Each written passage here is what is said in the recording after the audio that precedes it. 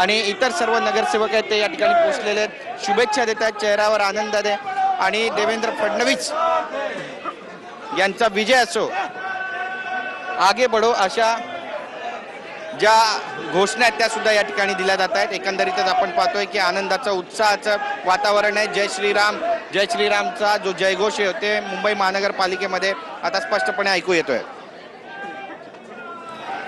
तर आपण पाहतो या ठिकाणी आज मुंबई पालिकेमध्ये महापौर आणि उपमहापौर आपला पदभार स्वीकारणार आहेत आणि याच पार्श्वभूमीवर स्वतः मुख्यमंत्री फडणवीस या ठिकाणी दाखल झाले। अमित साटम यांच्या नेतृत्वामध्ये महाराष्ट्रात आणि मुंबईमध्ये या सगळ्या निवडणुका लढल्या गेल्या आणि त्यानंतर जे चित्र समोर आलं त्यामध्ये भाजपला घवघवीत असं यश मिळालेलं आहे। त्यामुळे भाजपचा महापौर या ठिकाणी बसलेला आहे।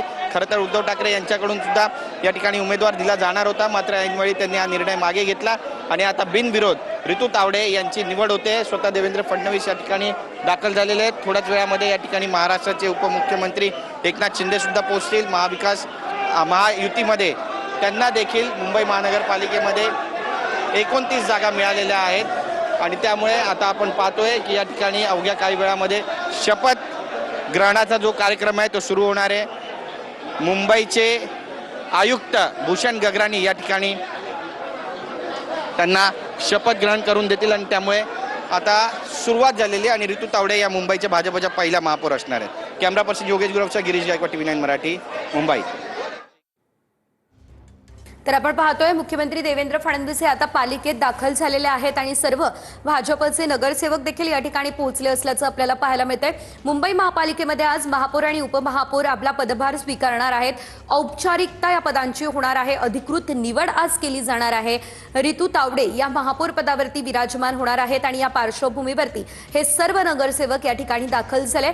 अगदी काही वेळामध्ये महापालिकेचा पदभार हा महापौरांकडून स्वीकारला जाईल। मुंबईच्या महानगरपालिकेमध्ये ऍडमिनिस्ट्रेटर हे ह्या ठिकाणी असून कुठल्याही महापौर ह्या ठिकाणी नाहीत आणि त्यामुळे या ठिकाणी पीठासीन अधिकारी म्हणून म्युनिसिपल कमिशनर बसणार आहेत। अशा प्रकारचा एक प्रेसिडेंट आधी सुद्धा मुंबईच्या महानगरपालिकेमध्ये झालेला आहे।